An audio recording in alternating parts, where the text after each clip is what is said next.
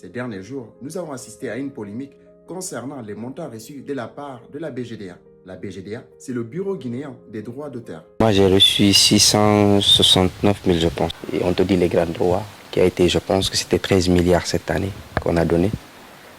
Et toi, tu te retrouves avec 600 000. Soit 60 € pour toute une année de travail. Mais avant de dire que c'est injuste, il faut comprendre comment ce système fonctionne. Je vais préciser une chose, je ne travaille pas à la BGDA. Je ne connais pas non plus tous les détails, mais voilà de manière générale comment ce système fonctionne. La première chose à comprendre, c'est que le BGDA, ce n'est pas un organisme qui donne de l'argent aux artistes. Non, c'est un organisme qui collecte de l'argent puis le redistribue aux ayants droit. Elle récupère de l'argent là où la musique est utilisée. Ici, dans les radios, à la télévision, dans les bars ou encore dans les événements. Ensuite, tout cet argent est regroupé dans une même enveloppe.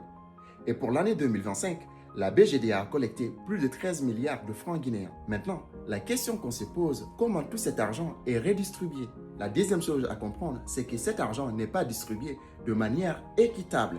Tous les artistes, auteurs, compositeurs ou les ayants droit n'auront pas la même somme, car ça dépend de l'exploitation réelle de la musique de chaque artiste. Je vais te donner un exemple simple et concret. Prenons deux artistes, Striker et Cyphon, deux artistes que j'apprécie particulièrement. Cyphon peut avoir énormément de vues en ligne, YouTube, streaming, ça explose. Mais si sa musique n'est pas beaucoup diffusée dans les radios, dans les lieux publics, il génère moins de droits. A l'inverse, Striker peut avoir moins de visibilité en ligne, mais plus joué dans les radios, dans les événements. Résultat, il a plus de droits collectés que Cyphon. Et c'est là, il y a une grosse confusion entre la BGDA, les artistes et nous, publics.